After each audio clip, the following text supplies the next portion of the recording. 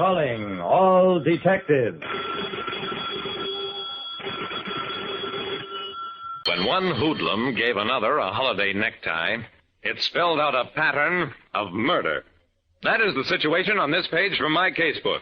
The casebook of Jerry Browning, private detective. The holiday season is a time for relaxation. For everybody except a guy like me, Jerry Browning, private detective. It was a couple of days after Christmas, and the Lascott department store was doing a big business in gift exchanges. I was at the hosiery counter explaining why size 9 socks were too small for me, when a couple of aisles over, two men at the neckwear counter began exchanging Sunday punches. I pushed my way through the crowd just as one of the contestants folded up and hit the rug. I grabbed the victor just in time to prevent him from kicking in the ribs of his fallen opponent. Shame on you, you big bully, slugging a little guy like that, and right in the middle of the holidays, too. The big man twisted my grip. Let go of me before I knock your back teeth out. Oh, hello, Jerry. What's the good word? I relaxed my grip, took a good look at him. Hello, Muscles. When did you get parole? 4 months ago. Excuse me a second, Jerry. He bent over the small, fallen man, took a gun from his victim's pocket, transferred it to his own. You have to excuse me, Jerry, but good-natured Eddie has got a nasty temper, as everybody knows. And if he wakes up with that rod in his pocket, he might get rash. I picked up the little man, shook him to a semblance of consciousness.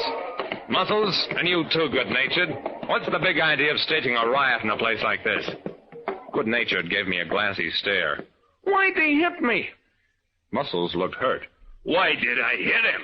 Jerry, I buy, I don't steal a classy $10 tie. A special, one-of-a-kind hand paint job. I give it to my pal, Casino Cassidy, season's greetings, except that the Cena intercepted 6 slugs yesterday before he ever sports the tie. And today, I catch good-natured Eddie trying to exchange the tie I buy for Casino. You mean good-natured Eddie has a necktie you gave a man who's been murdered? That was the point at which good-natured came out of his daze. I can explain everything. I think the tie is too loud. Two hoodlums staged a fight in a department store. When one tried to exchange a necktie, the other had given a murdered gambler. I walked Muscles and good-natured down the street, keeping a firm grip on each one's arm. Good-natured muttered, Jerry, if you will butt your nose out of private business, I will cut Muscles' heart out. Muscles tried to reach beyond me to strike at the little man's face. Listen, you scrawny runt, soon as Jerry leaves, I'll twist your head around till you're looking the other way. I yanked him over to a doorway. You two listen to me, you thick-headed apes. Casino Cassidy has been murdered. You, Muscles, gave him a holiday necktie, which makes you one of his friends, presumably. You, good-natured, have that necktie, which means you either murdered him or know the person who did. It seems to me that both of you are in kind of a tough spot. Muscles and good-natured exchanged glances. Then, Jerry, leave us go have a drink against the cold and kind of talk this over. Sitting in a booth at the Red Lion Bar, good-natured tried to explain. The tie is too loud, Jerry. That's why I went to exchange it. I'm the conservative type. But I didn't get it off Casino. It was given to me by Danamora Dave Willis, holiday greetings. I'm the good-natured kind, Jerry. I don't croak guys. A bullet in the shoulders as far as I go. And even then, I don't take their ties. Ask Danamora Dave. I pulled at the necktie that was dangling from good-natured's pocket. It was a loud thing of horses and palm trees and, somehow, mermaids and ocean, obviously hand-painted. Muscles, are you sure this is the tie you gave Casino? I ask you, Jerry. Could I be mistaken? I took another look at the monstrosity. Oh, Muscles, you certainly couldn't. I think we'd better go see Danamora Dave.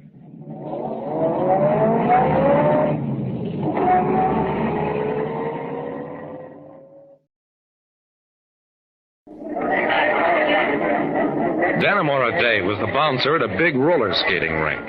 When he saw us, he came skating across the floor, pausing long enough to pluck a young would-be acrobat along the way. If you want to die, Sonny, die outside. Hello, Jerry. Muscles, good-natured. A merry Yuletide, gents. What's the score? Good-natured looked unhappy. 8-5, Danamora, against you. I held up the necktie. You gave this to good-natured Danamora, but before that, Muscles gave it to the late Casino Cassidy.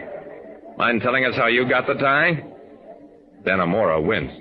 It was a happy holiday present from a friend. Only I personally favor bow ties, the kind with the elastic like I'm wearing.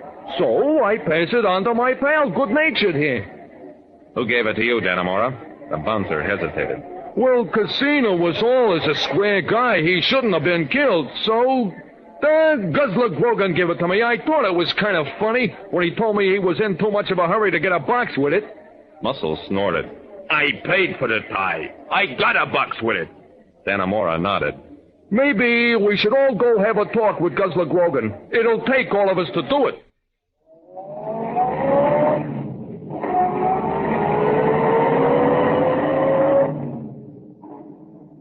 It took hours, but we finally found Guzzler Grogan leaning against a lamppost near the entrance to a narrow, poorly lighted street. When he saw us, Guzzler stiffened, then relaxed as he recognized us. The season's best, pals. Where's the convention?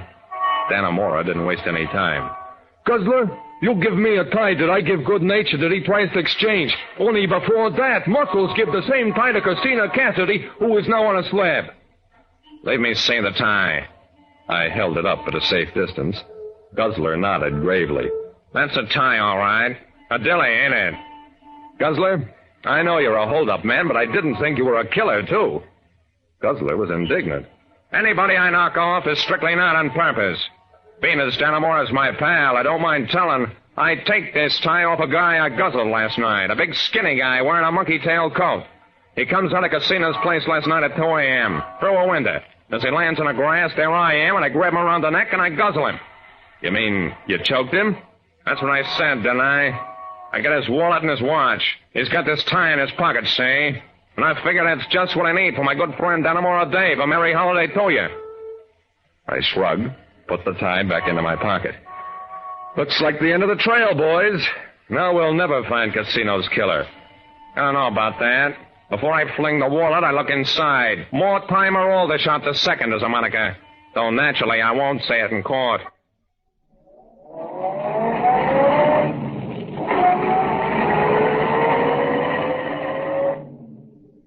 A police squad picked up young Aldershot at his home. He was so surprised that he caved right in, admitted killing Casino in order to wipe out a gambling debt. As for the necktie, it had been flung in a drawer along with Aldershot's IOUs, and when Aldershot grabbed up the notes, he stuffed the tie into his pocket as well. In his panic, he never even realized he had it. Like I said, anything can become evidence, and sometimes even a necktie can turn into a noose around a killer's neck.